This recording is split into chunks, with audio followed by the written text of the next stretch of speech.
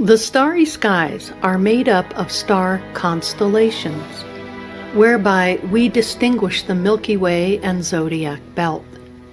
In spiritual science, these are called the fixed stars, part of a sphere that lies higher than the planets part of our solar system. The starry skies are made up of star constellations, whereby we distinguish the Milky Way and zodiac belt. In spiritual science, these are called the fixed stars, part of a sphere that lies higher than the planets part of our solar system. A fixed star sends life forces to planets surrounding it, which are communities to different spiritual beings at various stages of development. Every star we see in the sky is a gate of entry for the astral, an expression of the love with which the astral cosmos works upon the etheric cosmos. Thus, in the starry heavens we perceive, also in star clusters and nebula, we behold an expression of the soul life of a cosmic astral world. Gazing into cosmic space today, we see the light shining steadfastly and harmoniously from the stars. In reality, however, the spirits of wisdom reveal themselves through the light which as ancient religions was conceived of the garment of cosmic wisdom. It was at first celebrated as the unity of the primeval wisdom, then as the duality of light and darkness, and finally as the Trinity, the illuminated human being, the teacher and mediator, Mithras. But mankind could be blessed by this cosmic harmony only when consciousness of it arose from the human heart itself. The external light, the light that is born out there in the universe, must today be born also in the human heart. When then is ancient Stargate, and how were they used by the ancients? A Stargate is supposedly a device that permits nearly instantaneous travel between two planets or other bodies inside a stable wormhole established with a second Stargate. Some say this technology was their attempt to reconnect with earlier gods and goddesses of their history, higher beings and other worlds or dimensions, and that they were trying to bring back a certain type of lifestyle or a way of living that they valued over their current chaotic conditions. Others believe that the function of the Stargate itself is to ascend to some other location or world. Joining us, Egyptologist, Hieroglyphics Expert, and Tour Guide Mohamed Ibrahim explains in detail about his findings and interpretations of Stargates in ancient Egypt, from understanding the meaning and importance of Stargates, as well as presenting a number of Stargate portal locations in modern-day Egypt. Join us live. Welcome everyone to Andromeda 7, your celestial gateway and your channel for community support, help, friendship, love, knowledge, and being of value to others. Welcome back. If you're new to the channel, it's good to have you with us. And you know what tonight is. It's Friday night and it's time to feed your mind and grow your heart. Tonight's topic, Stargates, Ascension, Teleportation, Guide of Egypt, Part 3. This is going to be a fascinating discussion. I'm really looking forward to this. I will send it over to you, Teresa, and you can introduce our wonderful guest tonight and a very eclectic panel, I would say. Yeah, it's my pleasure to introduce everybody, for real. And I'm extremely excited about this, too. I used to watch all the Stargate TV shows and movies, and I've been fascinated with the subject for a very long time. And then I was like, realizing there might be some reality to this that I wasn't aware of. So as time has gone on, I have found it's a high possibility. And Lori can share what she knows about that later. But we've both received some of our own guide on that subject. I got a download on it. Mm-hmm. Yeah. Yep. Well, welcome back, Mohamed Ibrahim. He's our hieroglyphics expert. He's a tour guide, and he's our bridge between mainstream Egyptology and the esoteric archaeological community, explaining ancient technologies and alternative history. And he has learned a lot. He's been doing a lot of independent study as well as teaming up with others. And so he can speak both sides of the equation here, both the traditional research side of it and academic side of it, as well as the more esoteric and alternative technologies. And so that's why it's wonderful to have him. If you haven't seen our previous shows, go to our playlist. There's 2 programs on there with Mohamed, starting with Nefertiti and Akhenaten, the true story behind Nefertiti and Akhenaten. And then we also have him on there with the Australia connections that he made with the Gosford Glyphs and his studies on that.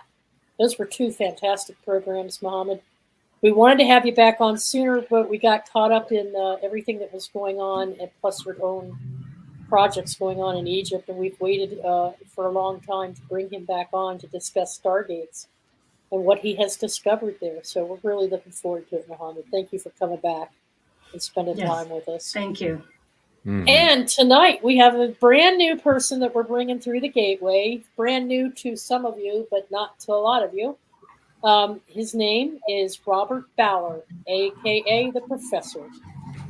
He professes himself, and it's true, to be fortunate and blessed, as his journey has been eclectic, from health and wellness and global technology to sound and music, philosophy, science, and more.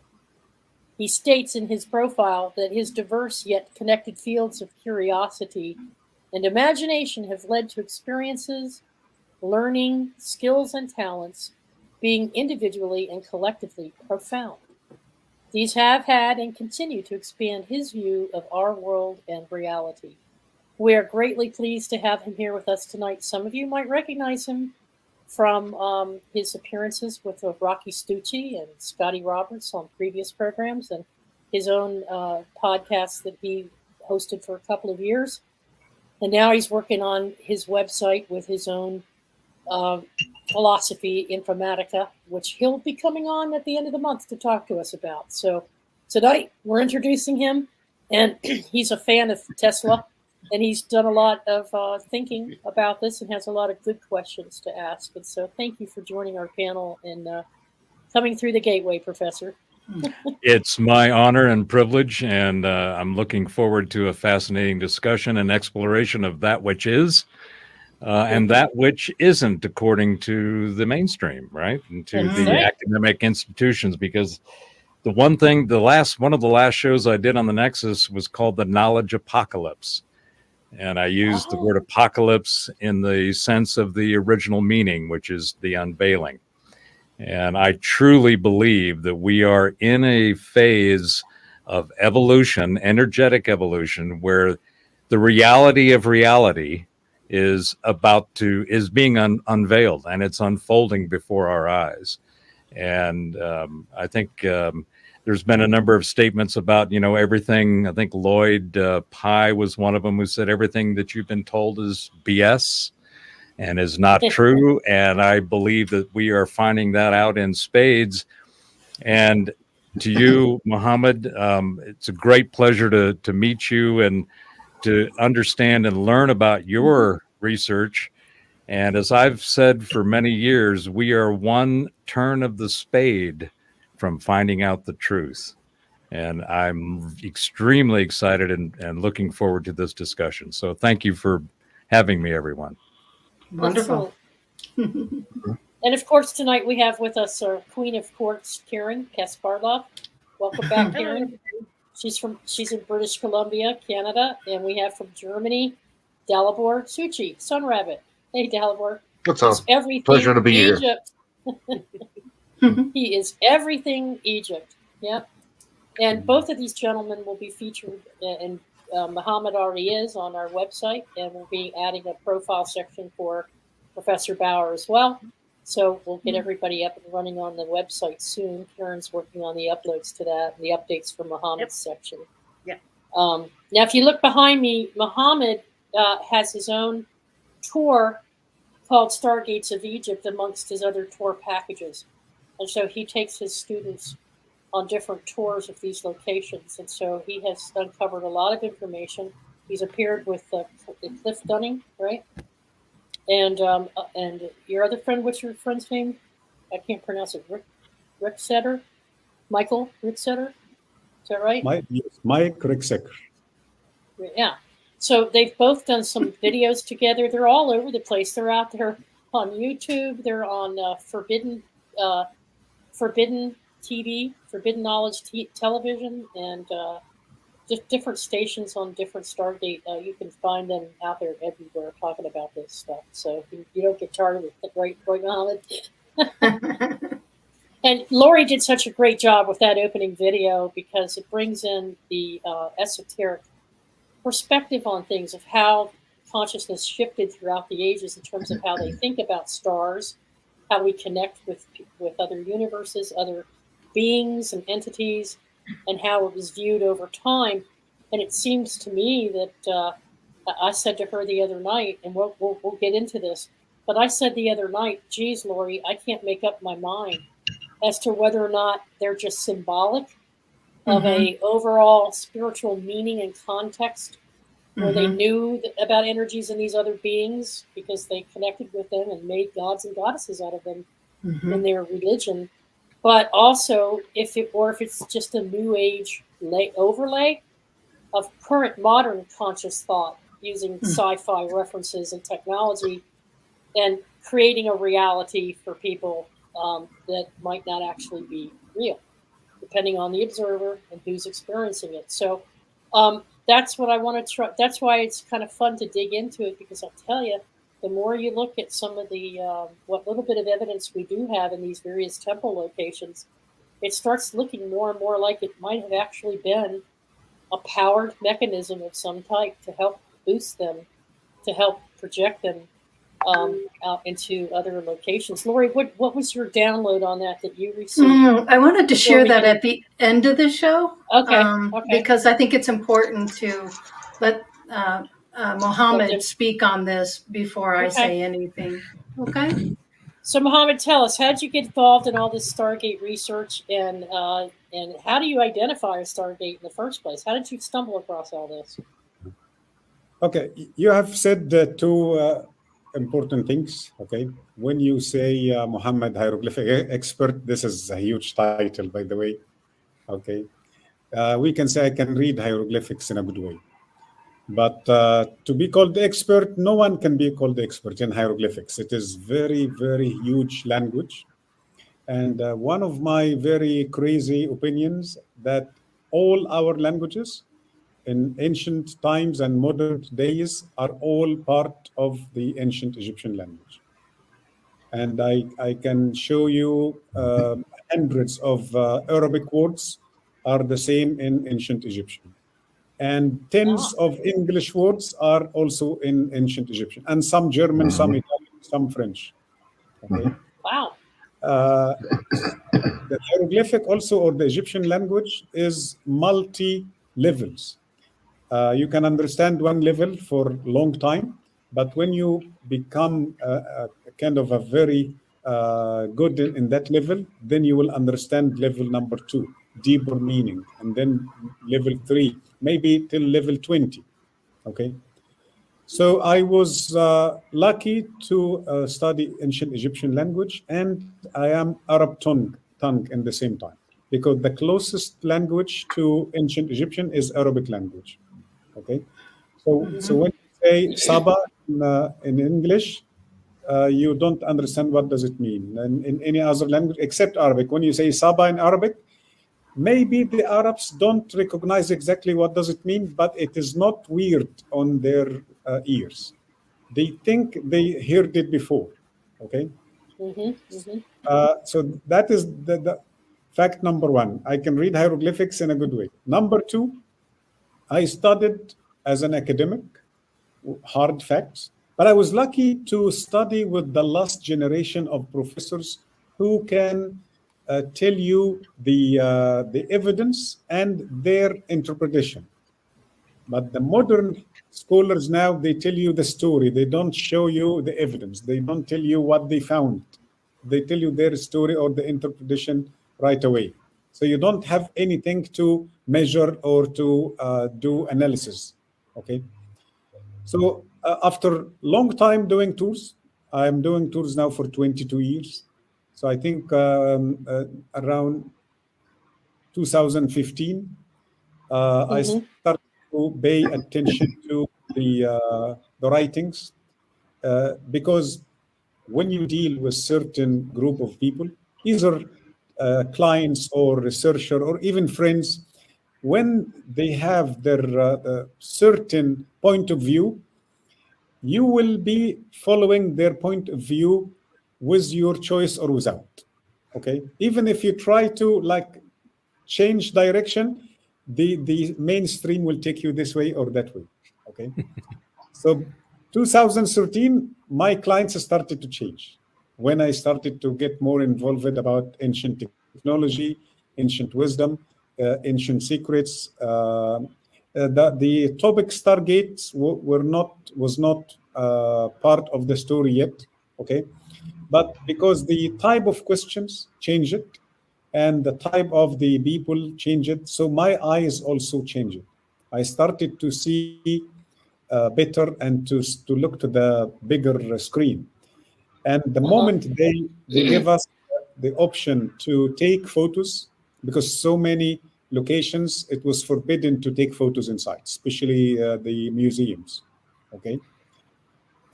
So by looking behind the camera, from behind the camera, you can find some small details, which is in front of my eyes all the time, but because it was part of a big wall, so I didn't see it. But when I started to focus with the lens of the camera, I started to see the word Stargate. And if you open all the dictionaries, it says gate only. Okay, and I had a debate one day with a person, I don't want to mention his name. He is supposed to be our team, but he didn't accept the idea that this must be explained to Stargate. And he told me all the dictionaries are saying it is gate. So I told him, okay, you can see it yourself. This word, the first three letters, okay, I'll bring it up. Them together, it reads star. And the symbol to the left side looks like a door or a gate. Only it reads gate. So one word reads gate, one word reads star. So when we put them together, it simply reads Stargate. Okay. All right, let me just pull that up for you. Yes. And by the way, this was my first Stargate observation at City First Temple in Abydos. That was the first one I realized. Okay. So can you see it okay down here? Yes, very good. Yes. So when we see from the left side, letter 1, 2, 3, and by the way, the letter 1 and letter 3 are the way to read it. Okay. So it's the picture in the middle. We can read it star, and this can be enough by itself. But the Egyptian language is a strange mix between pictures and letters. Okay. Right. So that is letter S, and number 3 is letter B. To make sure to make a stress when you read it Saba. Okay, not Zaba or not Zapa. No. So they wanted to tell you you must read it this way. So they showed us the consonant letters. Okay.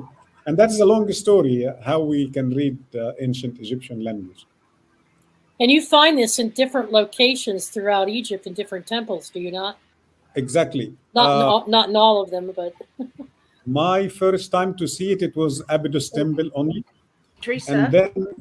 Oh, sorry. Can you put that picture back up again? I just wanted to ask Mohamed something about the actual picture with it, I noticed.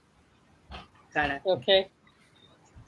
Just to keep to maybe talk about it later. You don't have to right now, but because I notice it in a lot of pictures and in the importance, but they're holding of the blue lily, you know, the flower within. And so I just want to make a note of that it's the picture, and they're holding the importance of the blue lily in conjunction with the Stargate and the symbols they're holding. If you can talk about that at some point, because I noticed it on a lot of reliefs that we just saw earlier, the blue lilies in a lot of them, and inhaling them in the inhalation process, and something to do with the Stargate. So I just wanted to make note of that so you can talk about it. You know what, Karen? I've never made that connection before. Yeah, I just did. And the only reason I did, Mohammed, is my recent trip to Egypt and being introduced to the blue lily and the inhalation process and looking at all these. And we just today looked at them all, and I just noticed it. It's on all of, like, a lot of these reliefs. So there's something to do with that. If you can comment, I just made that association or correlation myself. It is not only associated, it is part of the story. The blue lotus is part of the story. Without the blue lotus, the ancient Egyptian didn't have any ability to achieve anything. And Teresa, put back the picture. I want to also make sure that people understand something important. The word Saba here is written next to what we call it cartouche. Show us the lower part. Okay. This oval shape is called cartouche, which means we call it Shen in Egyptian language. The ancient Egyptian language, we call it Shen. Shen is the eternal circle. That is the name of King Seti first. So as if they say Saba, Seti, and then the millions of years. That the name of his temple. Okay. Wow. So again, let's see, that is the name Saba, and then the oval shape, that is the name of the king. And that rectangular shape, this is the word Hout. Hout Nitter means temple. And then the word Per, house, If, him or his, and then that crown shape of, and then the man like this means millions of years. So this is the house of millions of years. That is something we will come back to this meaning later. But what? And Mohammed, did you say that was the cartouche of Seti? Yes. Seti the first, right? Yes. Okay. And it reads Men Ma'at Ra, stable system of the sun. Okay, I just want to ask you one other thing, maybe, Mohammed, just in my research about just the figure here, and just about maybe thinking about, instead of it being the house of millions of years, which they never really kept track of years, it might be the house of millions of days, and it's a day count instead of a year count. I'm just going to throw that out for you to think about or consider. No, it is millions of years for sure. This picture itself? Yes, there is a story called Zeb-Tepi, okay, the story of creation in ancient Egypt. Or sometimes we call it the Heliopolis story. Other name is Ennead story or Zeb-Tepi story. It talks about the creation of the universe, not the creation of mankind, the creation of the universe. And they talk about millions of years ago. So that symbol is, we call it Neheh or Heh, millions of years. Not days. Okay, for that particular one. So the other one I saw was a different figure for the day count one, then, so a different one. Okay. So here I ask myself this question. This Saba word now, it means a title for the king. So that is a title. Like smart or the brave ruler, the great ruler, okay? In this case, if this was a regular title, we must have seen this next to all the names of the Egyptian rulers, because it is a title like any other title. But the fact is, no, only 6 rulers have this title. One is very old, called Senusert, and the other from New Kingdom time, Senusert Middle Kingdom, and the other rulers, New Kingdom, like Hatshepsut, Thutmose III, Seti I, Ramses II, and Ramses III. Follow these names, they are great rulers. Okay, I think some of them are fake, some wanted to get the title because of the power, the prestige, and some were true, like Hatshepsut, like Tutmosis III, like Senusert III. Okay, so what does it mean, Saba here? It doesn't mean Stargate. It means the person who knows the secret of the Stargate, or who keeps the Stargate secret keeper. Okay, but by the way, it was written somewhere else as individual word Stargate. Okay, so now back to Queen of Quartz. What's your name again? Yeah, Karen. Oh, Karen, yes. Yes. So yes, Karen, Blue Lotus. And by the way, we still have this name among our names. Any lady called Suzanne or Susan, that is the origin of, or that is part, or the that name was originally Sushan or Session. That is the name of Blue Lotus in ancient Egypt. So Susan means Blue Lotus. Okay. Blue Lotus, huh? And there was no natural Blue Lotus, by the way. That is not natural flower. Lotus is white, beige, and yellow or orange. But we don't have Blue Lotus, by the way. No, because actually it's not really a lotus. It's actually a lily. It's actually a blue lily flower. It's not really a lotus.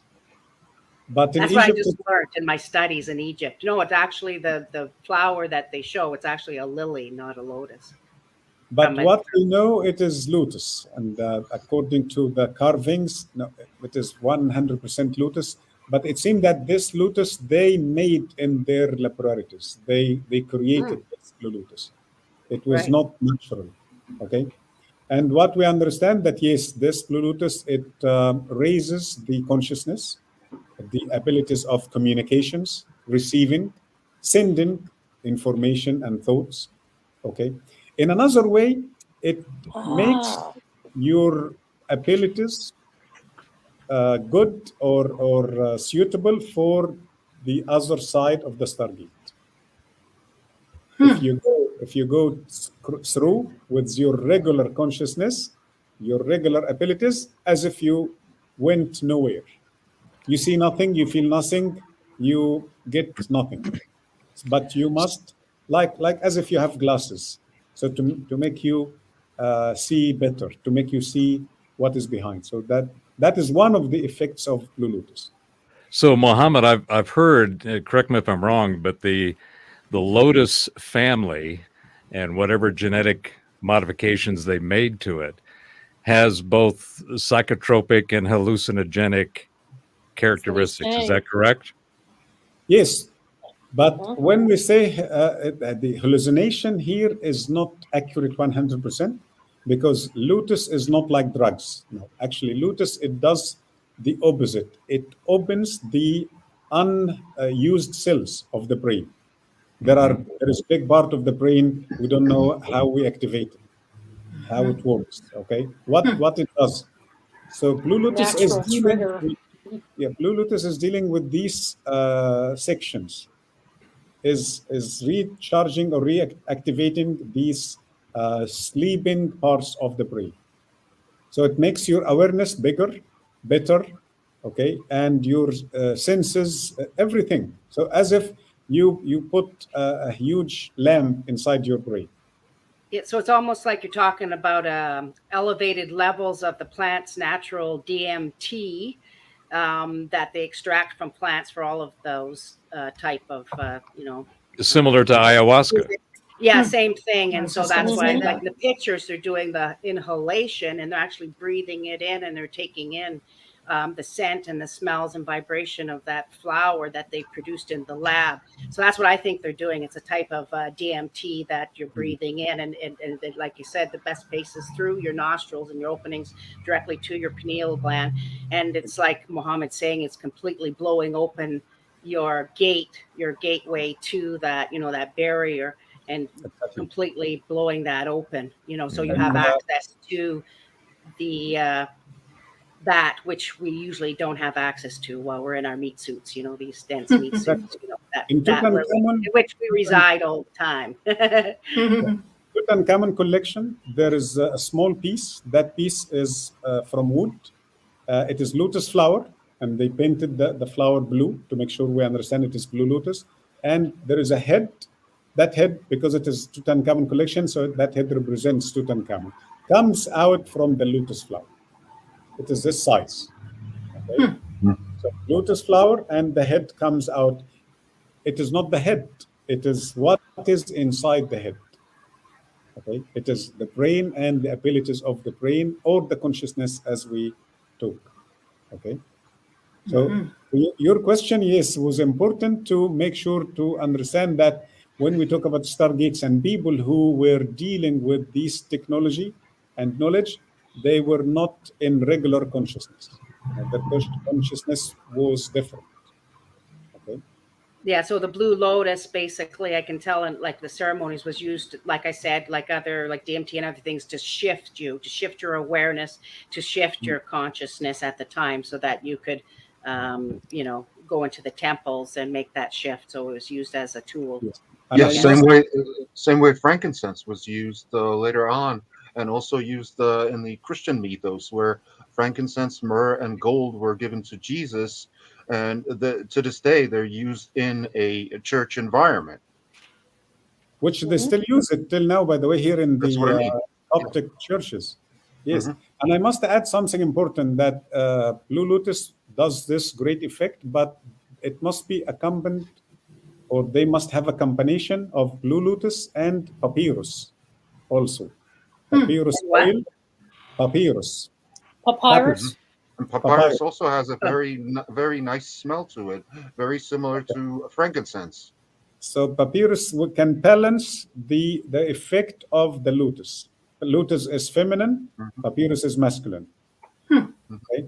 So if you take just lotus, no, lotus can like take you away. No return ticket. Well, that's the same chemical and process that is used to create ayahuasca. It's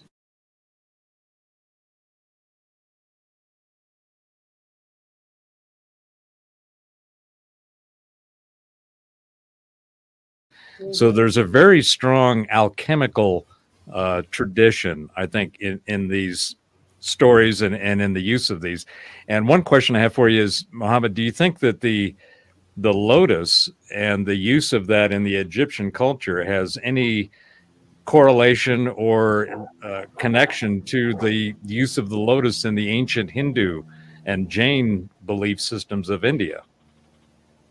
Look, maybe I'm not very educated about the Indian mythology, but what I know from some visitors, okay, and what I know about the identity of lotus, it must have been used not only in India, it's everywhere. Yes. Any nation or any group of scientists or people who are trying to get access to higher level of knowledge, but before knowledge, they must have, as I say, this kind of preparation. They put their mind abilities in better level. So they, or let's say, not better, in the right frequency, as if it takes so they can receive. Because there are millions of frequencies are crossing around us, but we don't receive any because our brain is tuned on a certain frequency. So you have to dial it in. Yeah, exactly. Dial your consciousness in to that is I think one of the most important things that a lot of the ancient and sacred knowledge, sacred geometry, supergeometry, the Eleusinian mysteries from the ancient Greeks, and even Pythagoras and Plato and all of these had this knowledge about the alchemical existence of the frequencies of our reality. And that was when they say, you know, you listen to the biblical scriptures and how they describe that, you know, plants were given to us as medicine and as food. And you find this in literally every culture around the world throughout time and place. that there is this tradition of having an awareness and knowledge of this. And I think that that's what you're talking about, Mohammed. What they've done with the Blue Lotus is that alchemical knowledge being given and experienced by those that had that knowledge and were given that privilege, if you will, to experience and go through these portals of consciousness, which I think is kind of what these stargates really are. Would that make sense to you? Yes, Yeah, exactly. Because as I said, by activating the Stargate and going through, if you are not ready, if you are not well prepared, you did nothing. Like you cross, you come back, you see nothing, you experience nothing, you feel nothing. No, your body must change, your frequency, and that is maybe the visit to the Egyptian temples. Not all of them, but the true ancient temple, the pre-Diluvian temples. The setup of the temple and the type of stones they used is doing the same thing. By crossing through these gates and obelisks, granite, rose granite obelisks, statues with quarters inside, they are doing the same thing. They are activating the powers and the abilities of the visitors, so as if they are going to giant stargates. So at that last inner part, we call it Holy of Holies. This is where they can spiritually go somewhere, or physically they can do this. Awesome. So I recognized that symbol at Abydos Temple for the first time. And the second one was at Dendara Temple. Dendara. Okay, let me go over there. Got it. The second one was different.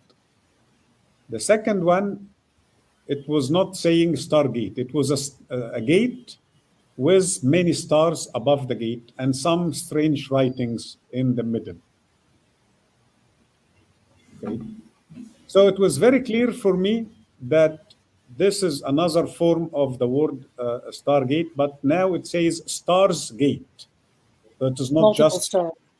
Yes, one gate. No, there are many stars. And each time I see this, I read, or every individual gate has different number of stars and different also hieroglyphic symbols, as if each one is leading to different location. Yeah, see this over here on the right has one set of symbols. The one on the left has another. So it's like going from one point to another point. Yeah, and the left one has 11 stars and the right one has 12. Exactly. And that is the right side of the door. And by the way, that was a kind of very unusual coincidence. There was a door with two sides, and that door is always open so the people can come in and come out. Okay.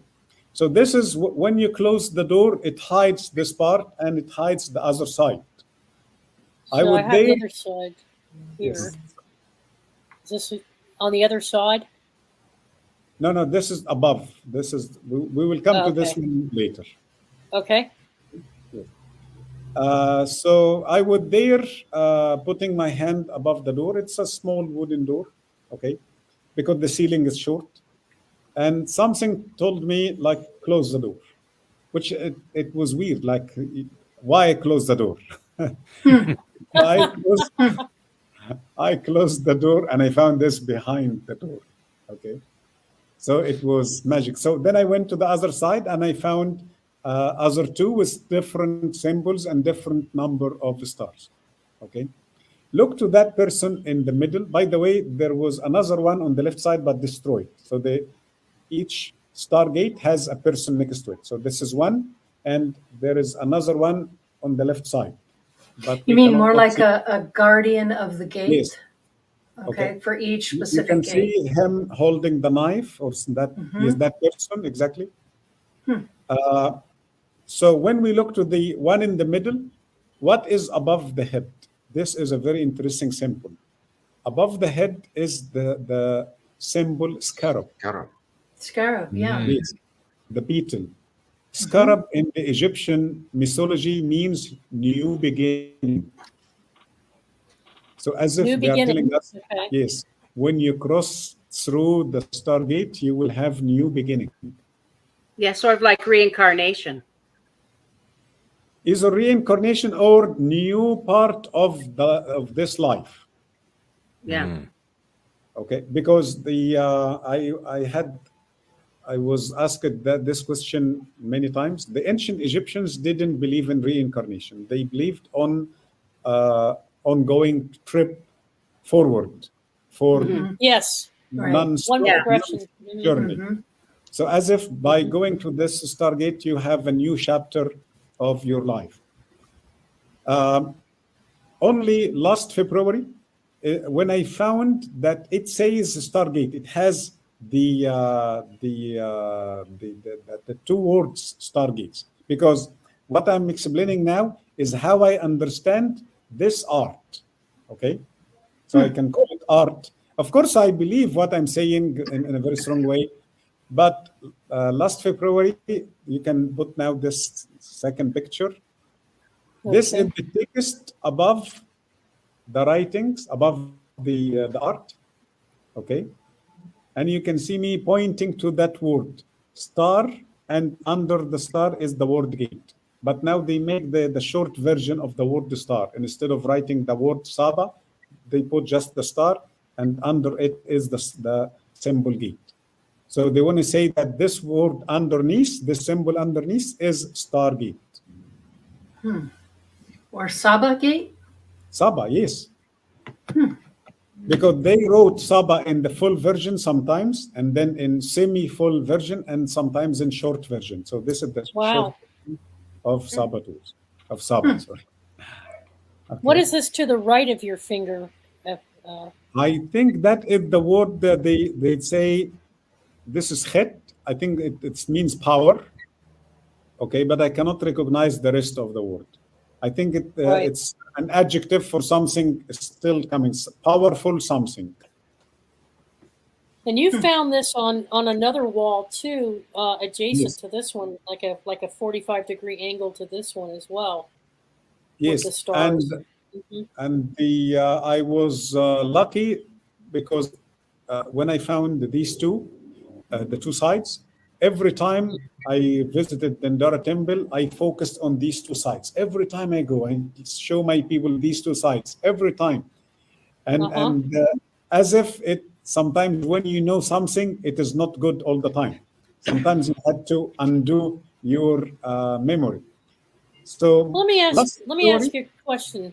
Let me ask you. Can I close these now, or should I close these? Okay. Or does anybody have a question? But let me. I was going to ask what the interpretation was of the symbols within those doors. Do you have any understanding of what those actually mean, aside from the stars above them? What's inside? What's it saying? I tried to understand them, but they don't give any good meaning because they are individual symbols. It's like a code. It is not any known word or like this word is like servant. Okay. The other word is snake with a feather, means system or accuracy. But I believe it's a code of something else. So we cannot explain it as regular or normal language. Regular language, no. It's a code. Very interesting. And also the signs and from the other side, the same thing. If you don't know the code, you will not be able to understand what they say. You have to crack the code. Exactly. Now, let me ask you a question, Mohamed. They're on different sides. It's like one room led into another where you found this one with just the star and the gate symbol where your finger is. And on the other side, you found this one with all these multiple stars. Did you get the impression as you were walking through the different rooms, chambers, whatever you want to call them, that they were used to take you to different destinations? Or was this just their way of documenting everything? I mean, or could it have been? Could it have been the fact that if it was on the left side, it was meant to address the left side of your brain, If it was on the right side, it was meant to address the right side of your brain or your soul versus your spirit. No, that's interesting. Okay, look, let me tell you what I found. I found the word Stargate full version. Okay, the word star written 5 letters, and then the word gate. And then I found the word Stargate written short, medium, short version, and then the short one. And then I found the word Great Stargate. And then I found another word Stars Gate. And then I found another type Stargates. Okay. And the last one I found, it doesn't say Stargate, but it is 7 gates inside each other. A huge carving, like a life-size door, 7 gates behind each other, and the last seven gates, like the 7 seals. Like that's what I just thought of when you said that, because there's very significant is the 7 seals, and with the 7 seals that become opening with the coming reset and the apocalypse, they're all tied together with the Phoenix events and Egypt and everything. So it's interesting that that's 7 gates as well. We have the 7 chakras and the 7 visible planets. Yes, and we have in ancient Egypt the 7 holy cows, the 7 holy of holies. So number 7 was repeated many, many times in ancient Egypt. In Anthroposophy, we have the 7 globes. Yes, 7 keys of life also. Right. 7 keys of life. Leading to the 8th sphere, right? Right. Yes. Return. The return. And so that one, the 7 doors, as if you cross through this way, okay? But then I found 7 smaller gates above each other, going to the top. And the ceiling is high. The ceiling is about 5 meters high. So you can see the first one, and then the second, the third, number 7. Okay. So for me, all of these are stargates leading to different locations or different dimensions or different times. Or different levels of consciousness. Maybe, yes. Initiation, going through the gate to this phase of your journey. And then once you've accomplished that, then you go through another set. Yeah, to another but then Teresa, you just said, well, if we all agree is our reality is consciousness, so you're just saying the same thing, right? So going to different levels of consciousness, dimensions, whatever you want to call it, it's all the same thing. We're going somewhere. And the reason, go ahead. That area, zawyet-el-aryan, that the disappeared pyramid, and we still have only the foundation, the underground foundation. Yeah, why you want me to bring that up? Yes. Okay, I call it Area 51, the Egyptian Area 51. Yeah. That's cool. Yes. Because of a good reason. Okay. If you show other photos, I tell you why I call it Area 51. Another one. The other one. No. Next. Okay, hang on. No, next. No, from the top, from the middle. Oops, one from hang the on. middle. This one? No. I didn't show the picture yet. I didn't see it yet. Oh, okay. I'll keep going. Hang on. Bear with me. There's this one. No. I think you go to number 7. I think number 7. Number 7? Yes.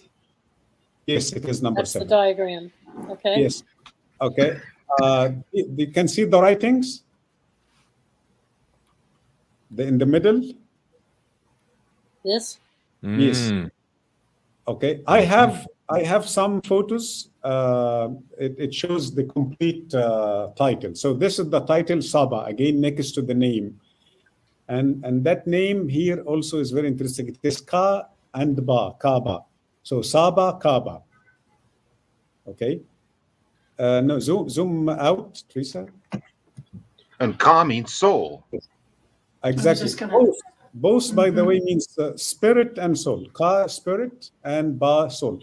So as if this is the Stargate of the spirit and the Stargate of the soul. Okay. Oh, okay. So this is the oldest Saba symbol was found in Egypt. Yeah, 2,530 BC, they're claiming. This is, of course, not correct.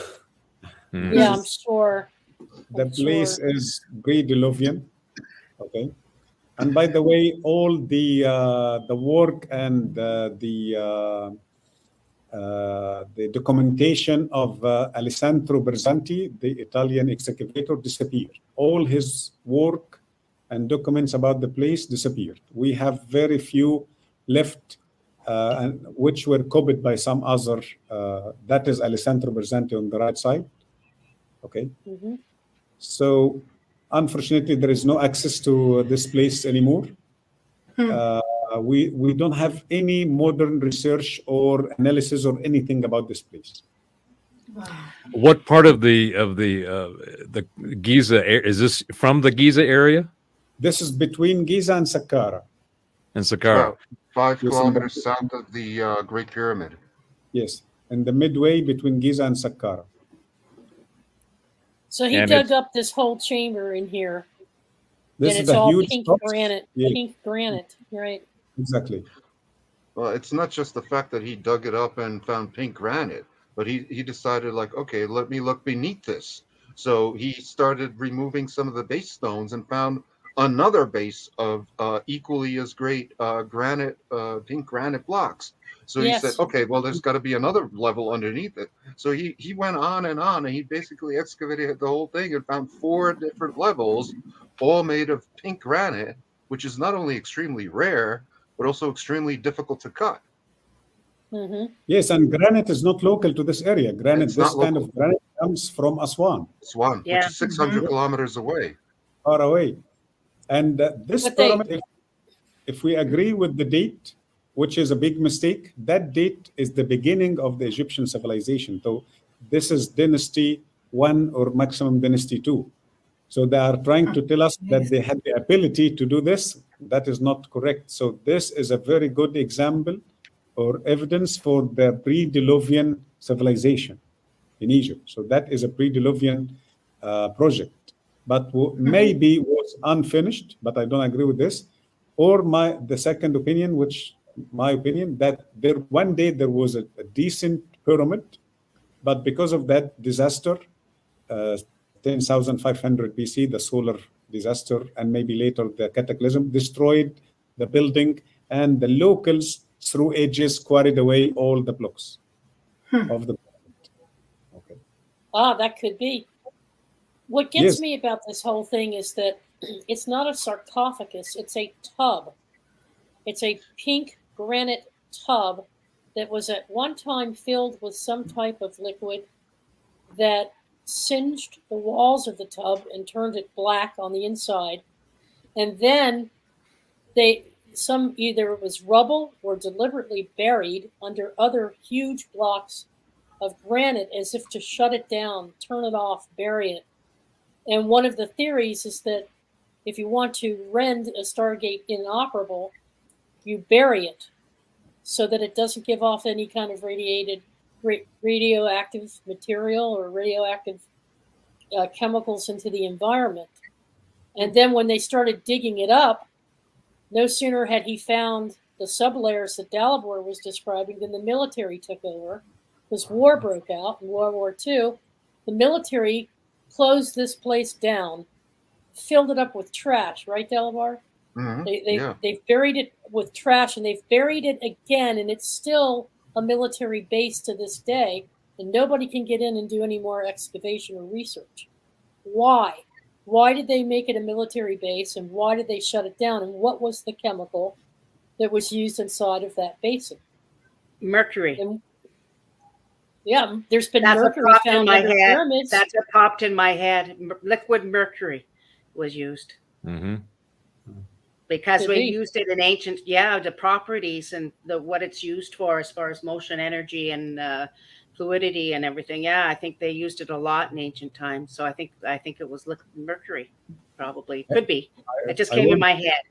I want you to pay attention to something important. The ancient name of Egypt is Kemet. Kemet. Okay. What does it mean, Kemet? Chemical. Exactly. So they, or we must say the way around. What is the source of the word chemistry, alchemy, chemical? All from Kemet. All from Kemet, yes. Yes. So they were the masters of chemistry. So anything we talk about the cerubium or the other big boxes must have a chemical substance. So the ancient Egyptians, they were masters in using chemicals. Maybe we don't know, or maybe we know, but we don't understand the real power of these chemicals. Or maybe some know and they're keeping it from the rest of us. That is for sure.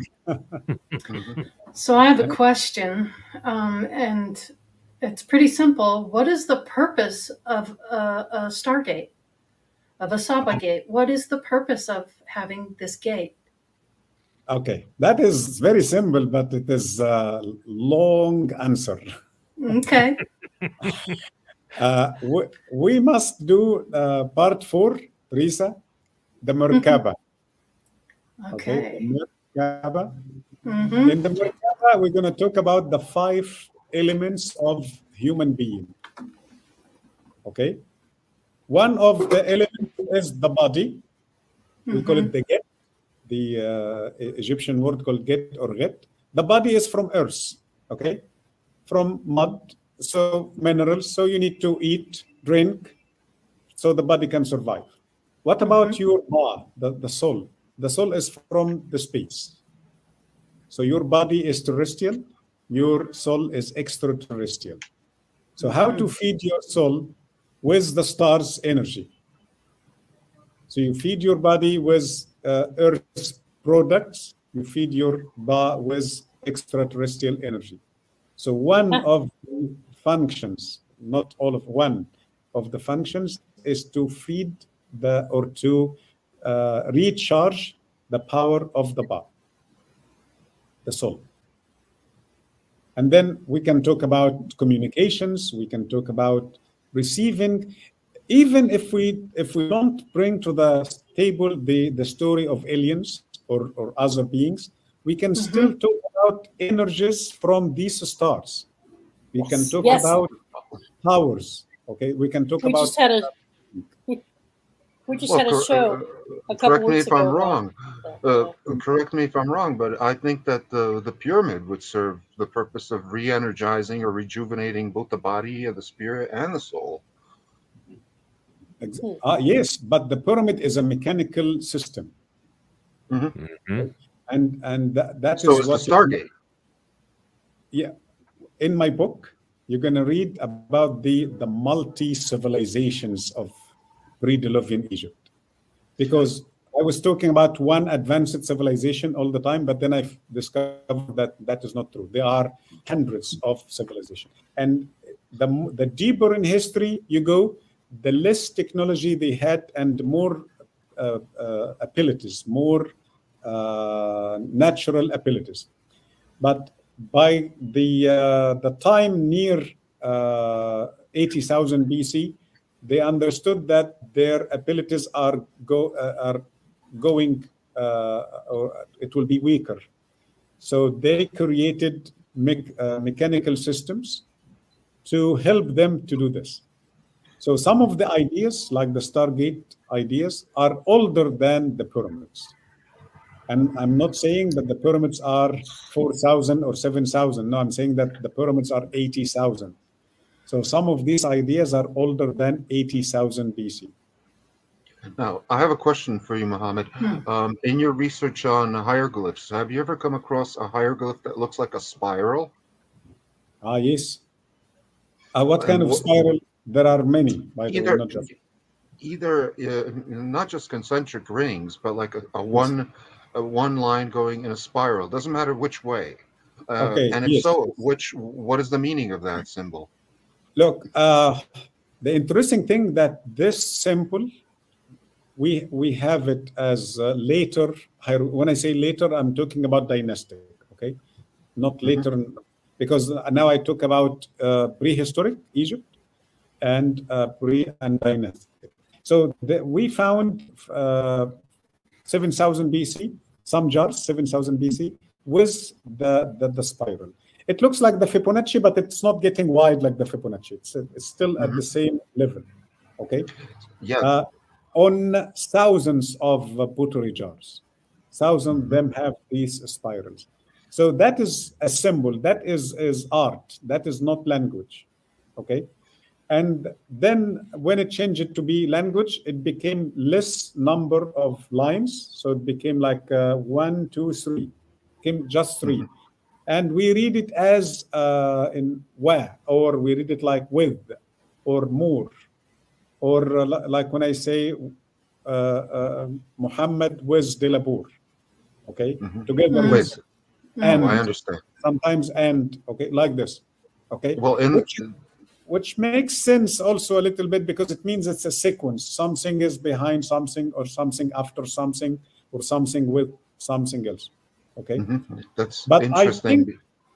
I think that we must dig deeper at that part, the pre-dynastic part. Exactly. The reason why I asked about the spiral symbols is because at around that same time, around 30,000 years ago, that symbol starts appearing all over Europe.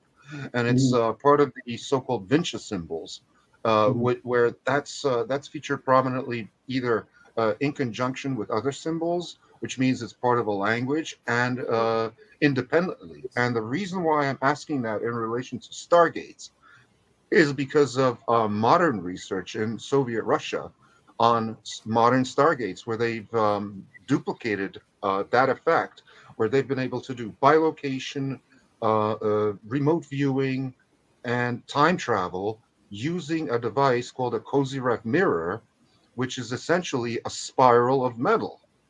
Okay, now if you look at it from the top, that metal spiral, it looks exactly like one of those spirals, and it usually has 2 or 3 or a little bit more than 3 or 3.14 turns to it. So I was, I'd like to know if there's any relation between that and like the Stargate symbolism that you discovered. In other words, you're looking for the wormhole effect, the twisting? Yes. The wormhole of time twisting back on it. So, okay.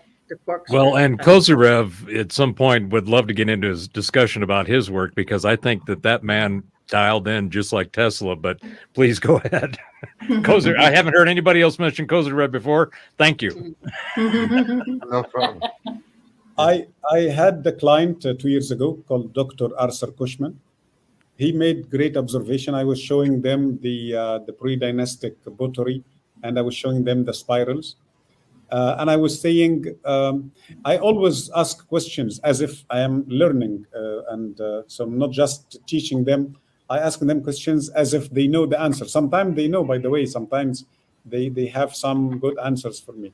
So Dr. Arthur Cushman told me something interesting. Told me, Mohammed, if you look to the symbol and try to see it as 3D, and then try to make it move, then you will understand what it is. So I see it as Teresa just said. It's like a wormhole, or like this is what, in my opinion, my imagination, when the Stargate is active, so this is the shape of the Stargate from inside. This is when you go through, it was... You also mentioned the fact that it's used as the preposition with. Well, in modern usage, we use it as the preposition at, because it looks very similar to the at symbol. Very interesting. I'd like to mention something just because it's kind of all in the same wheelhouse here about that spiraling symbol, actually. And if you get really good at astral projecting and get used to using your energetic double to go to those places that you're talking about going to. But it's a common thing that whenever I astral project, it's always in that corkscrew pattern to get out of here. And when I, go to the other side. So when I'm in my dream state and in my energetic body, I find when I'm doing that, when I'm bilocating elsewhere, within our realities and going to different places, it's always in that spiraling. That's how I get out. I'm always spiraling. Well, that's not the only pattern out. It's just something that happens to me in my dream state automatically when I astral project. That's definitely related to that, but I should also point out that the spiral symbol has its counterpart in the swastika, which goes back to the ancient Hindu civilization, except that it's reversed, and they used it as the symbol of the sun, and it was also a positive symbol. What the Nazis did is they reversed it, so it's going the other way around, so it's spiraling backwards or counterclockwise, whereas the Hindu spiral or swastika is spiraling clockwise.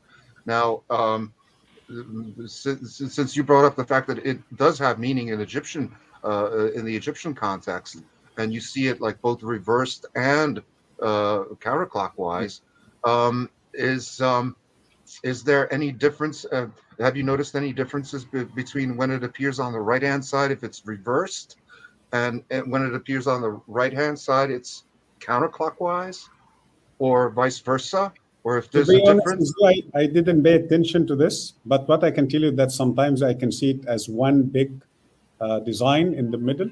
Sometimes there are many, but smaller. So they can be like 4 or more than 4 in one jar. And the interesting thing I realized that I know in some caves in France, I think Spain, they had hands printing. Yes. Right? I found one in Egypt. On one of these jars is a hand and a spiral in the middle. Interesting. Interesting.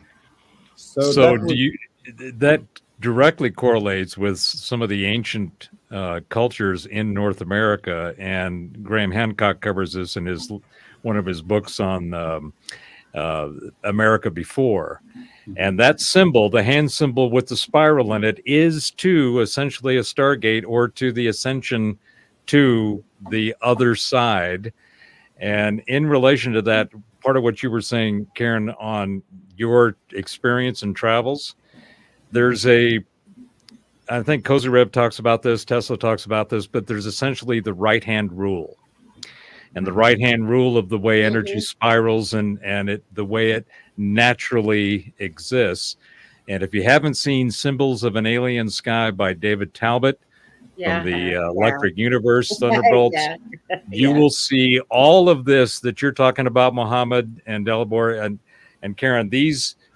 That symbology is a consistent pattern throughout all cultures that we have currently found and deciphered and tried to gain any kind of understanding of.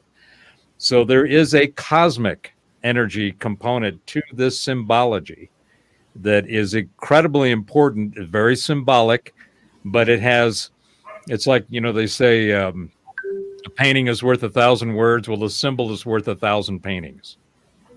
And the symbology is extremely profound and very important, and to what you're talking about, Mohammed. And I find this extremely fascinating as it relates to this Stargate portal concept.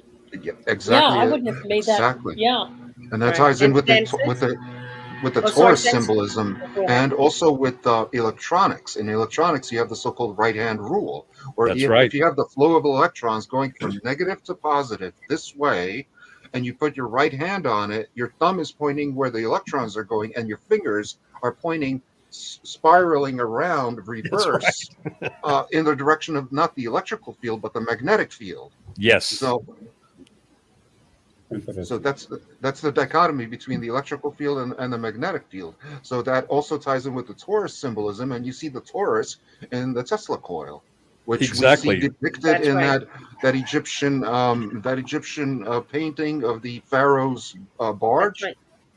Take it a little bit further with the Electric Universe model. Plasma discharge then, and then you get rotation, counter rotation, which is the Z pinch, which is actually causes motion and energy. So there you get the counter rotation. So that's what the whole Tesla coil is about. Yeah, let me bring up the barge in the Tesla coil. I'll bring up. So it all has to do with rotation, counter rotation for energy. Exactly right. And that's also similar in appearance to the Tibetan prayer wheel, where that top part rotates. It's amazing how many dots get connected with all of these symbologies. I mean, it's just it truly shows that we are in a constant oneness with the universe that has this consistent theme that is constantly trying to educate and tell us and explore and expose the nature of reality. It's just fascinating. What I'm curious about is if you're going through a Stargate, and where do you go? Why would you go through the Stargate to get where? What is the destination? To see the future, to see the past, to learn from the future, to learn from the past. So you're saying it's time travel? So that's a time travel. It could be time travel, but it's also to learn from any one of possible futures given a particular course of action. Seems more like a doorway to me. It's a door. I think it's a path, and what I consider our physics is wrong. Our science is wrong. It's a mechanistic, materialistic model that Descartes and the Enlightenment period really got us nailed into. But Mohamed, you mentioned that the Egyptians really didn't have a sense of reincarnation, or what I call iteration. I think we go through iterations, not necessarily reincarnations, but the Egyptians really didn't have that. They looked at it as a continuation of a journey, right? Yes. So that continuation of that journey, how did they define that, where that journey went? I know that you've got the duat, and you've got the entire process that the kings, which pharaohs, they were never really called. They were all kings. Pharaoh is a word that was given to them. Is that correct? They were actually kings, right? Exactly. The word pharaoh is not correct. Yes. That is the biblical, and so we can say there was one day, at least one pharaoh, but that was a special person, not a title for everybody. It was a title Would that have been like an emperor? No. The word Per'a became pharaoh. That was a title of high official who managed to become a ruler. So instead of calling him king, they kept calling him Per'a, and then became pharaoh. And that was during a time of weakness for the Egyptian government. That time we call it the Hyksos invasion. They invaded Egypt, so the Egyptian never called them kings or Nisupit. That is the title, Nisupit. They called them Per'a or pharaoh. Okay. I'd like to go back to the just what we were talking about previously. Really important, because it was really the most important thing for me, and then we skipped over it about. And I want your opinion, because you're doing it, and each person will have a different answer. And again, because Lori, I think, answered, where do you go through these stargates, and what happens? What's your opinion? I have my opinion, and I know I'm sure we all do, about what goes on. But I like to know in your research and what you say, and where are these stargates taking you? Where does it go? And I think that it does connect you to your higher self on the other side, your oversoul, and everything, to journey to the other fractals and have access to all those gates. Or what's your opinion about that? I didn't want to miss that and forget. Where do you go? Thank you, Karen. Okay, Karen, you asked for my most crazy opinion ever. That's right. Good. Let's hear it. Isn't that why we're here? Yes. That's exactly why I went back to it, because that's why we're here. I want to hear the crazy stuff. When we put two facts together, like the age of the existence of mankind, and the story of evolution, mankind evolution, together with the fact that our brain power, we are using maximum 13% of it. Okay. So, and that is the smartest one, by the way. The average people around 9, 10, okay. The smartest 13. So what happened to the 87%? The lens of mankind existence, okay. The first man, in my opinion, was Superman. man, superwoman. And it is not just the good muscles. No, they were the golden age. This human can do anything you imagine. Okay, without even like doing it physically, like just thinking of it. Okay, in a wrong way, they were like gods on earth. Okay, but because they are not gods, so maybe ego was the reason that they destroyed their civilization. That destruction, and also my belief that this was mainly as a natural way to fix the human problem on Earth and maybe the entire solar system. Okay, so that disaster, and I think it was from the sun. Mankind had two options. The first group can escape outside Earth. The second group can escape under Earth, inside caves. Okay. So who managed to escape outside? They are not many. But who managed to go under the ground? They were many. And maybe that is the time when mankind started to lose intelligence, to lose logic, because by spending time under the ground, you will be disconnected from the sun. Yes, it was the main enemy at the time, but it was also the friend. Your bones, vitamin D, your pineal gland is all part of that system. They need the sun. So the second generation was born under the ground, was a little bit stupid more than the parents. And then the third, the fourth, number 10, number 20, they became an exact copy of the Neanderthal person. So we didn't start as Neanderthals. No, we became Neanderthals. Mm-hmm. Then the solar disaster finished. Earth was inhabitable again. They went up. They started to receive the sun, the rays of the sun. Their pineal glands activated. And so the first group who went out didn't receive that effect or that evolution. It was the babies, okay, the born generation, and the third, the fourth, until they became like modern human, but not 100% of brain power anymore. It was to maybe 85. I'm not sure how much our ancestors lost. And then the disaster repeated again after maybe 30, 40, 100,000 years. And then they went under the ground and then up. So we kept doing this back and forth. So the last disaster was 10,500 BC. This was the time when we came out with only 13%. So what is happening that, remember the first disaster? Some people escaped out. So those are our visitors, in my opinion, our relatives. Mm-hmm. They come to check us. They come to see us. They come to know what we are doing. They come to see if we are doing the same mistakes like our great ancestors, if we are still in the same cycle of wrong decisions and actions, and we're going to reach the same end and then survive again.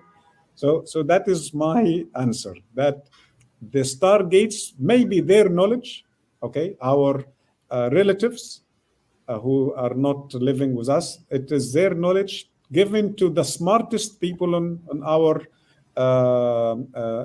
ancestral civilizations, a way to communicate, maybe giving them advices to fix this, not to do this. This will destroy Earth completely, so be careful, okay? So I think this is the way, is communication. Mm-hmm. Who do you think created the Stargate? Them, our relatives. The first relatives. Okay. Yes, the first generation of super human. Okay. So do you think that they actually created it, or that they discovered it? No, I think in other words, from my perspective, everything is frequencies, and frequencies come from the consciousness that creates the modality and the materium. I think that the energy concept of these portals is a natural part. It's a characteristic of consciousness, of the energy that consciousness creates. So did they actually create the portals, or did they find a way to manifest and engage with something that was already there? Look, it would be difficult to answer this question in a good way, but all what I know, and by the way, I have many sources for this information. Some are religious sources, okay? Because in one of the chapters in Quran, when Quran talks about Adam, and like this is how I understand that part. It says that Adam learned all the names of everything. And that word everything, it is not tied to certain place or certain thing. No, it says everything. So I think everything means everything. So if Adam knew the names of everything, so if I have something called iPhone, I think he knew the name iPhone. Okay. So my point that they had super knowledge. So maybe they created it because they already know how it works. Or maybe, yes, as you said, they had the knowledge, but they were trying to find more about how to use different things in different or in new purposes. So maybe one of the two. See, I think that one of the... That would fit into simulation theory. That's what I'm leaning towards. We are in a simulation. We're in a construct. We're in a version or a copy of our actual real reality that we live in, and we're projected into this world, and we're actually in a contained unit in a big computer system that runs programs and scripts and algorithms over and over and over and so we have simulations that we run. It's not really reincarnations, like you say. You're right. They're simulations of life after life after life, and we go through, in this construct that we're in. So we are definitely, in my opinion, we are within a simulation, within a contained unit or a construct, for sure. So basically, we're almost like two-dimensional cartoon characters. Now, getting back to that symbol of the, back to that symbol of the wormhole that you pulled up before, that was laid on top of the symbol for the royal bark, which shows the stern and the aft of the ship, where one of them is like a cone shape on one side that's aimed this way, and the other one is a cone shape that's going this way. All right, so if it's this way, that symbolizes like the XY grid, which is a flat plane. When you tilt it 90 degrees, that adds like the Z dimension. In other words, it's meant to raise the consciousness from 2D consciousness, from like that of a conscious cartoon character, into an actual three-dimensional figure, which is something that would be inconceivable to a two-dimensional creature. Just as for us three-dimensional creatures, the fourth dimension is absolutely inconceivable. Exactly. And this is what I'm saying. This is the could be the need of Lotus can make you go or feel or understand or contact the fourth dimension or the fifth. Yeah, I think that was what I was getting at, Mohammed, about why I was saying about we created the construct or the simulation, or how we created, and that the question was whether we created the Stargates or not, whether they were natural. And that's what I was trying to get at, is that I think we did create it, and we're impossibly, and this is what I'm asking, is that it was our different avenues of escaping this reality, or escaping this consciousness, and being able to get out of it, through these different avenues, through these wormhole, stargates, whatever you want to call them, to access everything outside of this reality, this construct we're in. So that was my question, that I think possibly did we create those ourselves to get well access? And that brings up the whole idea of, if you're in a simulation, is what's the aspect and the whole construct of free will, right? Free will is a whole nother rabbit hole we can go down. But Mohammed, I'd like to go back to this is great. We're getting all kinds of shiny objects here. When the in the Egyptian mythos, which a lot of people don't realize that myth was originally meant as truth. It was meant as history. And one of my favorite things to do is look at history as myth and myth as history. And I start finding all kinds of interesting nuggets. But in the Egyptian cosmology, when they go through that journey, what are the aspects of that journey? Is there a destination even in that journey, or is it just a continuum of existence and through the cosmos and consciousness? You ask me hard questions, guys. You know that about us, though.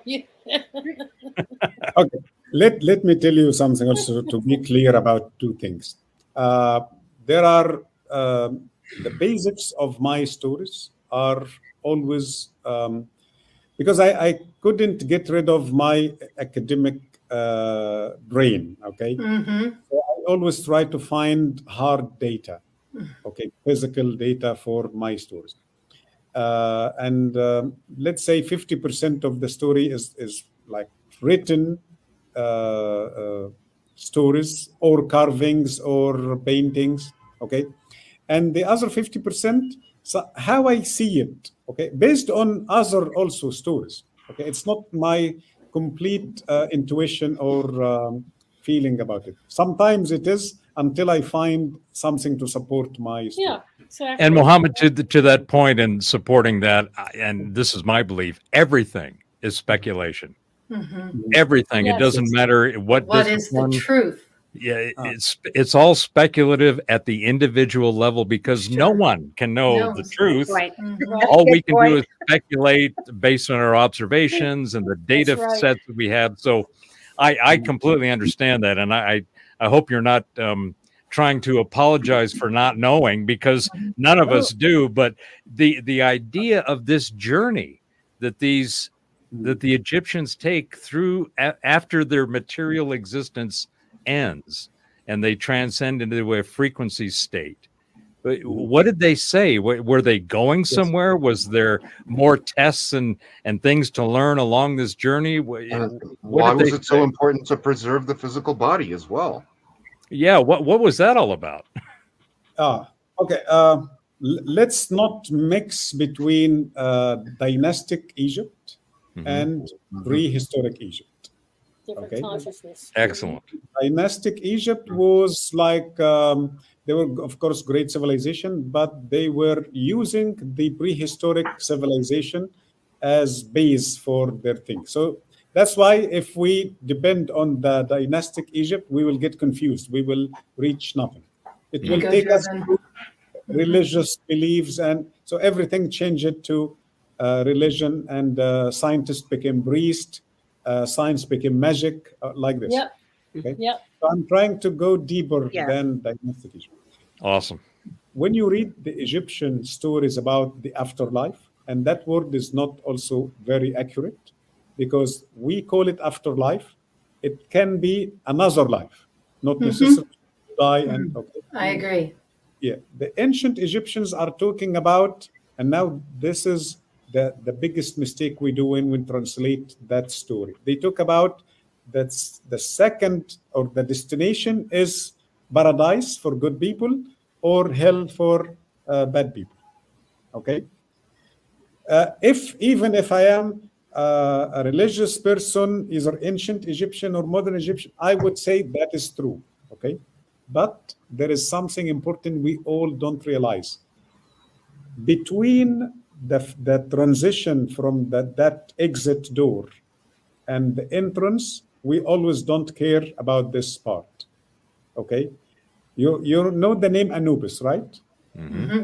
Yeah. Yes. What is the function of Anubis? Anubis is going to take by hand the hand of the soul or the spirit to that door, the exit.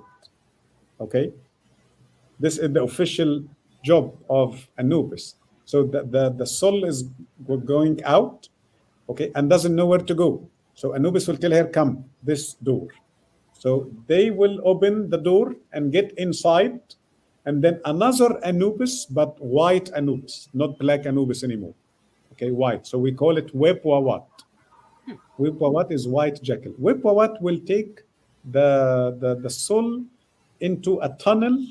Now, this is the answer of your question. That tunnel is 12 hours, and each hour is the axis is a gate. So it is a gate and hour. After 12 hours, 12 gates, you come to the entrance of, and by the way, when we say Ayaru, it is not necessarily the last or the final destination. It could be a beginning of something new, but with positive energies and everything. Or maybe our souls will go back to the real condition. Okay? But here is the point. This tunnel, 12 hours. So what kind of hours we are talking about? Is it 60 minutes, hour minutes, or each hour can be 1 million years? Okay, so that is the point. That tunnel, there is no description for this tunnel. That tunnel can be long, long, long journey, because in the Egyptian mythology, they talk about endless of actions and an endless number of beings the soul will meet, will deal with. Some of these beings are friends, positive energies. Some are negative energies. Some are enemies. Some of these hours are huge. Some are low ceiling. So that is the story. So they believe that only one part of mankind life is going to have access to this long journey after the first life, or after the soul find a way to go outside the body in safe way, maybe. So it's not necessarily, as I said, to be dead to do this journey. It almost sounds like a description of the multiverse.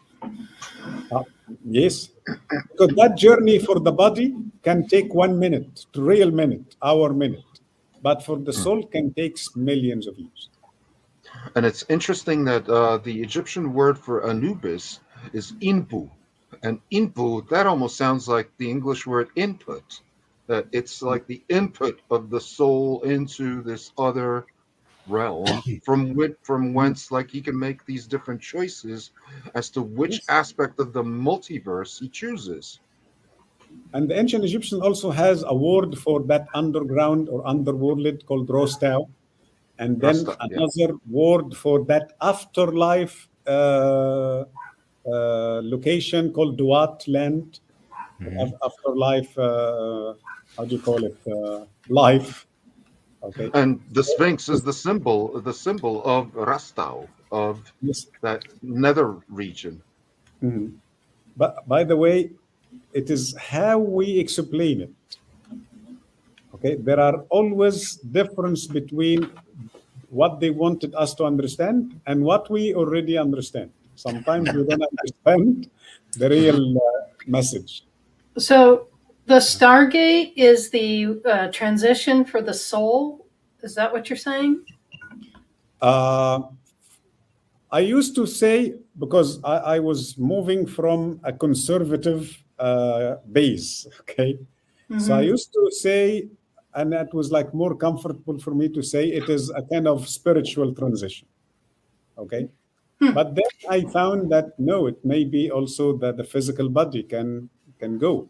If we talk about going from place to another, if we use the Stargate as portal, as place to go, or as a tool to go to another place.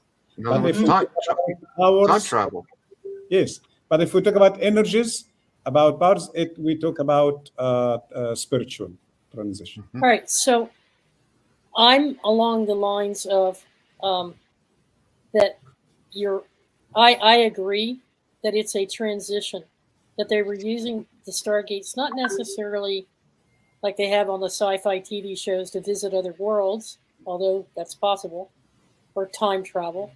But I think it's all about ascension, and I think it's all about the soul's journey. And if you take a look at this, I'm going to bring up a photo.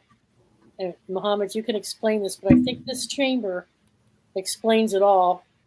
We start here with a chamber where the sky, I don't know if you can see that, it's all leading back into a holier chamber.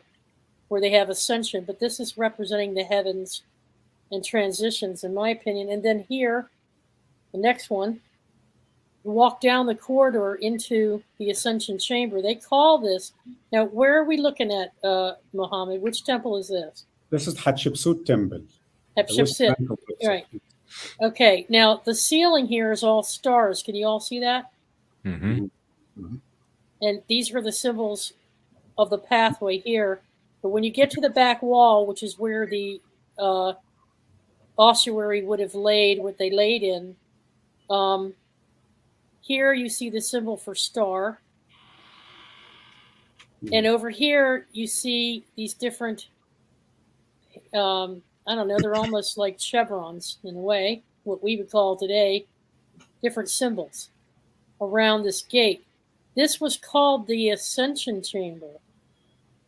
This is where they would go and get into different levels or different layers of their consciousness based on their soul journey. And maybe when they were coming to the end of their lives, they were laid to rest here to help the soul journey on and choose any option or any location.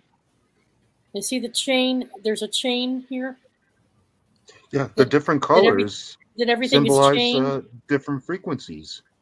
Right. So they're consciously dialing in to these different frequencies to start their soul journey over, depending on wherever it is they want to go, which is my knowing in terms of my own soul evolution. I can go anywhere I want after here. I could choose any destination. I can be anything I want. My soul goes on. That's how I see things. But I think that that's what they're doing here. Mohammed, what is your interpretation of what we're looking at? This is the first symbol. It looks like a flag. This is the symbol Neter or Netzer. They explain it wrongly as God or goddess, which is not. This is nature. Okay. And nature. Yes, and the symbol underneath is a star. That is very clear. And then this is the number. Okay, number 5. These are 4 strokes or 5? 4. 1, 2, 3, 4. 4. Looks like 4. 1, 2, 3, 4. Yes. This is, as I explained earlier, this is the dynastic work, trying to understand the mechanism of the place. Okay. Maybe all these pictures are not showing the real deal of Hatshepsut temple. In Hatshepsut temple, we have 2 extraordinary things. Okay. On the if you bring back the picture of the shrine from outside. From outside? Yes. Okay. So you want to see the whole shrine, or you want to see the doorway going? Okay. Let's talk about this. And okay, this temple is unique. Okay. It was built as a copy from the temple on the left side, which is completely ruins, but we can understand the shape of that temple on the left side. So as if they are telling us, by going through, you will go up. So if we talk about ascension, this is the best example for this idea. We are ascending from a low level. We are going up around 25 meters high. Okay, and then we reach a central room going under the mountain. So that room, we're going to see it soon. It is actually under the mountain. Okay. No, bring back the first one. Yes, this one is under the mountain itself. It is not part of the construction anymore. Okay. And this is what I'm talking about. They deal with nature. They try to use the natural energies, either magnetic energy or they deal with some kind of chemical substance, because this mountain is limestone. So we talk about carbonate calcium. We talk about nitrogen from the earth. So a kind of chemical reaction may happen. The external door jambs made from rose granite, and I don't call it pink granite. In Egypt we have pink granite from Sinai, but when we say rose granite, we immediately must understand that this type of stone comes from Aswan, rose granite. Why that rose granite? That is a big question, because all the granite stones contain around 13% quartz, except rose granite contains from 20 to 60%. So you can get one piece of 60% quartz. So what is quartz? Is many things. Piezoelectricity, can produce electricity, can receive like radios, can send like transmitters, like memory cards. So that is the one. So go back. To which one? The previous picture. The one you This just one? no. The one you just closed. Yes. Oh, the one I just closed. That was an Yeah. outside temple. That one. No, the other one. Okay, I'll find it. Hang on. Yes. These are all outside. Okay. These are all In the middle, outside. that is the darker color. This is the granite, and it contains the word Stargate. Okay, and on the right side of this open court, the another or similar door but bigger contains that fascinating title, Great Stargate. So this area we are looking at is Great Stargate. Okay. Oh, okay. That small area to the left side going inside, this is just a Stargate. Right here? Yes, so this is just a Stargate, but the entire area is Great Stargate. According to what? According to the titles written on the door jambs. Okay. Mm-hmm. So as if the Great Stargate includes regular Stargate. Okay. And why this area is so special? Because that room, it keeps going under the mountain, and it goes to the level of 80 meters under the mountain in an angle like 31 degrees, I think. 31 or 41, I don't remember exactly. And it's supposed to meet another tunnel from Valley of the Kings. That place supposed to have supposed to be the grave of the tomb of Hatshepsut. But Hatshepsut, in my opinion, reused an ancient tunnel. So both of them supposed to meet perfect straight line. Okay, but something is missing. We don't know what happened. So they are not actually connected. They are a few meters away from each other, but they are perfectly aligned. Okay. So what is the story here? That there was some kind, and that is my own opinion, some kind of very strong devices or machines, or how do you call it? Like chemical substance. Something was down there in both sides, and those things were creating great energy. And that is the energy were used to activate the Stargate, either the regular Stargate or the Great Stargate. So it powered the Stargate then? Yes. Here's what I'm wondering. Here's what I'm wondering, you guys, and that is maybe we've just evolved, and over all this time, in terms of linear human time, and maybe our state of consciousness is at a different level now than it was back then. But it seems to me that the closer they are in time to their own ancestral knowledge and understanding, why would they find it necessary to use technology or mechanical, unnatural ways to do the very things that we can do now? I can transport myself to any location I want and experience it. I do teleport. Karen does. We have lucid dreaming. We can put ourselves in any environment we create. So if we're able to ascend naturally through these cycles of evolution, because what you just described for the past 20 minutes has been, to me, the constant decompression, compression, and ascension. Compression, ascension, a cycle that never ends until you've reached a certain level of initiation where you can then transport your soul into another place in time. So why would they need to rely on technology? Why do we rely on technology today to do the very thing that we can do with our own skills? Because we have it in our heart. We have that heart connection to the cosmos. So I think it's a misapplication of the term. I think technology is not what they had. What we call technology today is the word that we use to define these things like Arthur C. Clarke said, you know, anything that is indescribable from a science perspective is considered magic, right? Yes, so, yes. So technology is not what they had. They had sacred knowledge. They had an understanding of the cosmos, of consciousness, of the frequencies. And those frequencies have changed, in my opinion. I think that the frequencies of the ancient civilizations, pre-dynastic Egypt, going back to the Atlantean variations and so forth, there was a different set of frequencies in the cosmos. We were in a different place. So when you start talking about, like you'd mentioned, Elibor, the Kozyrev, Tesla, Keeley, these guys were able to figure out and understand the nature and the characteristics of the cosmos and the energies as they are today.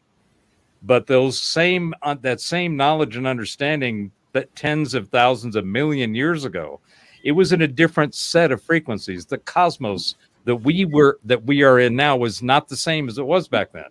So the frequencies was completely different. Yeah, you're right. Our physics on the planet was completely different, right? Completely different.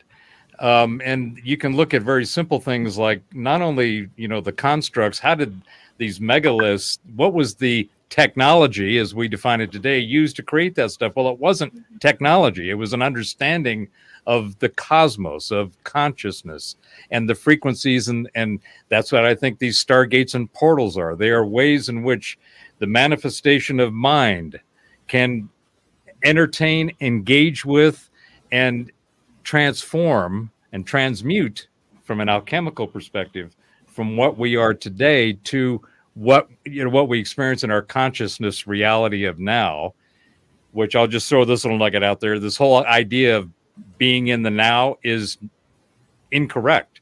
We are always in the future, because if you think about it, once you think about something, it's in the past, you're now in the future, and then in the future, and then you're constantly in the future. So we're always in a state of moving forward, which is a natural part of consciousness. One of the characteristics of consciousness is its characteristic is to create. It is in a constant state of creation. So the idea of energy that cannot be destroyed or created and all these other things is incorrect, because consciousness that creates the universe is constantly creating, and that creation is in constant cycles, and it constantly morphs or transmutes from one state to another. Nothing ever goes away. And that, to me, explains our soul. And what I think, you know, what you've been talking about, Mohamed, and this going through these 12 hours or these 12 gates, it is just another expression and example of the way that consciousness and reality unfolds as it creates in a continuous sense. And the other aspect of consciousness, which I'm sorry I'm getting on this, but the idea of consciousness is novelty. That's why it's constantly in creation. It's always looking for something new. It's not necessarily looking, it's just its nature. It's the habit of consciousness and the energy to constantly create. So I think in a lot of ways, from, you know, and this is just my interpretation, my subjective reality of what you've been describing, Mohamed, in the Egyptian mythos. There is a constant movement forward. Everything is a cycle within a cycle within a cycle. Right. And I think, you know, the work that you've done and what you've shared today is just not only extremely fascinating and enlightening for me, but I find it very confirmational with my own perspective of reality and the universe that we inhabit. See, not only has the nature of the universe changed between those times and our times, but the nature of technology has changed as well. Like when you say the word technology today, what we mean by that is cell phones, AI. But back then, in their times, it meant the ability to move huge stones with no effort. Understanding sound and light. But at one vibration time, and frequency. That's one right. time it could have also meant clothing. That's also a form of technology. But one thing that you guys missed is the symbolism involved in that staircase, because the staircase at that the temple of Hatshepsut is the same as the temple at the zawyet-el-aryan, which means it's divided. It's got stairs on either side and a ramp going down the middle. Okay, what does that symbolize? The ramp symbolizes analog technology, whereas the steps symbolize digital technology, because digital technology always operates in discrete increments, zeros and ones. So it's two different approaches to basically the same problem, where they may have had a different technology to bilocate or to move their consciousness, where nowadays we use computers to do that, and airplanes, whereas back then they had something different that we still haven't discovered. Well, folks, listen, I hate to break in, but I really need to. We've been doing this for about 2 hours now. Yeah, we're at the 2-hour mark. Time sure flies. So we wanted to do some wrap up with final thoughts here, and Lori had something she wanted to share. I'm not going to share it. Nope. Okay. Thank you. So Mohamed, let's get your final thoughts on this. Stargates are real. The ancient Egyptian, the one who made this carving, made sure that we understand the right message, and I think we are doing this now. If we look to the bigger picture, we will see that they are also telling us that what is the function of the Stargate is to communicate. Ancient Egypt is hiding more than what we think we know, much more. Yeah. And it will not be fair to spend 2 hours, or no, we need like 2 million hours. Yeah, agreed. I'm in. Yeah. But my feeling, and based on some Egyptian data, when we talk about cycles inside cycles, we are now inside a new cycle, in the beginning of a new cycle according to the Egyptian 5 cycles of the sun, the Kipper cycle, the new beginning cycle. That is the title. So we are going to learn something new every day. We are now in the cycle of light.